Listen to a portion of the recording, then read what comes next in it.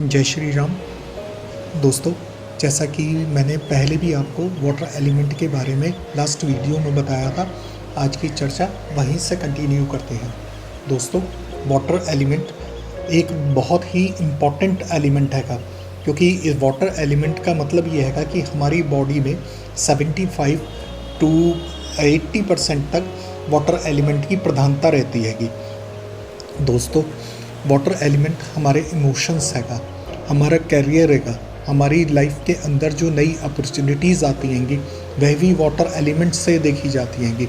दोस्तों, अगर घर के वास्तु की मैं बात करूं तो नॉर्दर्न एरिया जो हैगा वो वाटर एलिमेंट को गवर्न करता हैगा। इसी प्रकार से हमारे जो जन्मपत्री हॉरोस्कोप हैगा उसमें 3 राशियों पर इसका आधिपत्य जाता हैगा। वह राशियाँ कौन कौन सी हैंगी? कर्क, वृश्चिक और मीन। अब दोस्तों आ जाते हैंगे हम जो प्राचीन हमारा स्वर विज्ञान हैगा उस पर भी आ जाते हैं। हम बात तीनों की चर्चा की करेंगे। हम घर की भी बात करेंगे कि घर में हमारे कौन कौन सी डायरेक्शंस पर इसका आधिपत्य रहता हैगा, जैसे कि आपको बताया मैंने पूर्व में भी कि नॉर्दर्न साइड में इसका आधिपत्य रहता हैगा। इसी प्रकार से जो वाटर एलिमेंट की प्रधानता हैगी वह हमारी जो राशियाँ हैंगी उसके अंदर भी सेम रूप से ही रहता हैगा। अगर वाटर एलिमेंट घर के वातावरण में अगर वह दूषित हैगा या अव्यवस्थित हैगा तो वह हमारी जो हॉरोस्कोप है उस पर भी इम्पैक्ट डालेगा, हमारी जो ब्रीथिंग हैगी उस पर भी इम्पैक्ट डालेगा। अब बात करते हैंगे दोस्तों कि हमारी लेफ्ट नोस्ट्रिल जो हैगी वो वाटर एलिमेंट को रिप्रेजेंट करती हैगी। इसमें प्रायः 2 एलिमेंट्स जो हैंगे वह चलते हैंगे, अर्थ एलिमेंट और वाटर एलिमेंट। इसकी जो लेंथ है कि अगर कभी चेक करें वाटर एलिमेंट की लेंथ तो वह 16 उंगली तक हमारी जो ब्रीथ हैगी वह जाती हैगी। दोस्तों, यह भी यहाँ पर बता देना बहुत मैं एक इम्पॉर्टेंट पार्ट समझता हूँ और एक रेमेडियल पार्ट हैगा ये, कि जिस समय हम कोई भी अपना इम्पॉर्टेंट काम करने जा रहे हो तो हम अपनी नोस्ट्रिल चेक करें।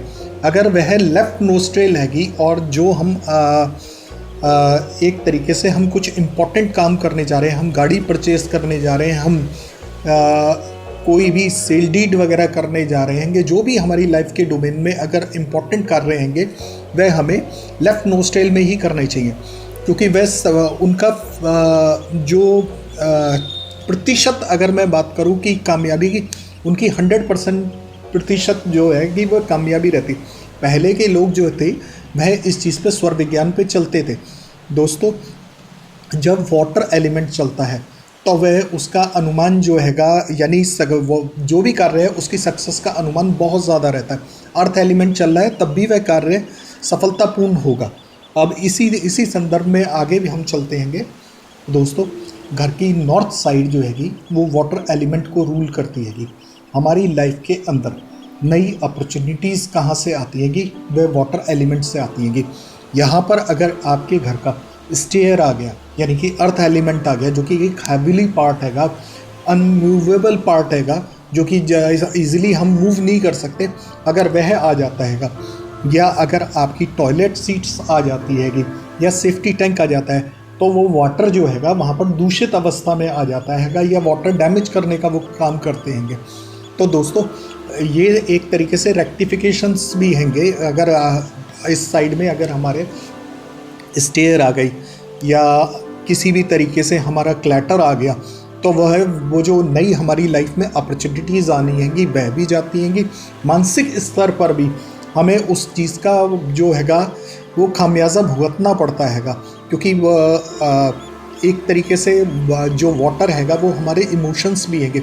उस व्यक्ति के जो इमोशंस है बहुत जल्दी अप डाउन होते हैंगे, क्योंकि आप मून की कंडीशन देखते हो कि वह हर रोज़ घटता बढ़ता हैगा।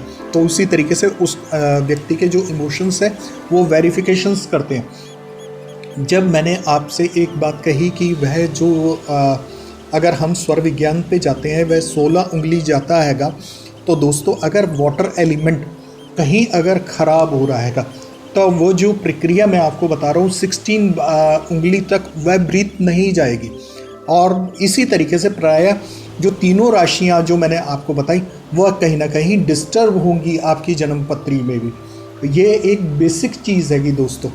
यहीं से हमारी रेमेडी भी चालू हो जाती है कि हमें जो हैगा उसको ब्रीथिंग को भी देखना हैगा, और उस तरीके से हमारी, अगर घर के वास्तु की अगर मैं बात करूं तो वह वहाँ पर हमें वह स्टेयर भी वहाँ से क्लियर करनी होगी, हमें वहाँ से सेफ्टी टैंक हैगा तो वहाँ से हमें रिमूव करना पड़ेगा, या जो भी वास्तु के हिसाब से उसका ट्रीटमेंट हैगा वो करवाना पड़ेगा। जैसे क्लैटर हैगा, क्लैटर आप इजीली वहाँ से हटा सकते हो। ये एक छोटी छोटी टिप्स हैंगी, वह आप कर सकते हो। जैसे स्टेयर हैगा, स्टेयर अगर वहाँ से अगर रिमूव हो जाती है, दूसरी जगह चली जाती है, तो हमारे जो अपॉर्चुनिटीज़ हैंगी उसका रास्ता खुल जाता है। दोस्तों एक सबसे बेसिक चीज़ ये हैगी कि अगर आज हम वास्तु में कोई भी चीज़ अगर चेंज करते हैं और उसका रिज़ल्ट आदमी ये सोचता है कि मुझे बहुत जल्दी मिल जाएगा, दोस्तों ऐसा नहीं हैगा। जो हमने ख़राब डायरेक्शंस में अगर हमने कुछ टाइम बिताया तो वह सही डायरेक्शंस आने में भी कुछ टाइम लगता हैगा। कोई ऐसा नहीं है कि आज मैंने अगर कोई उपचार करा हैगा तो वो मुझे कल से उसके रिज़ल्ट दिखाई देंगे। दोस्तों धीरे धीरे सही पर आते ज़रूर रहेंगे। दोस्तों इसी तरीके से ऐसी वीडियोस के लिए मेरे साथ जुड़े रहिए, क्योंकि मैं स्वर विज्ञान, वास्तु और एस्ट्रोलॉजी के हिसाब से आपको टिप्स देता रहूँगा। दोस्तों आज इस वीडियो में यहीं पे अपनी वाणी को विराम देता हूँ। अगर आपको यह वीडियो अच्छी लगी हो, कुछ अगर आपकी लाइफ को गेंस दे, तो प्लीज़ मेरे चैनल को लाइक, शेयर एंड सब्सक्राइब ज़रूर कीजिएगा। Thank you.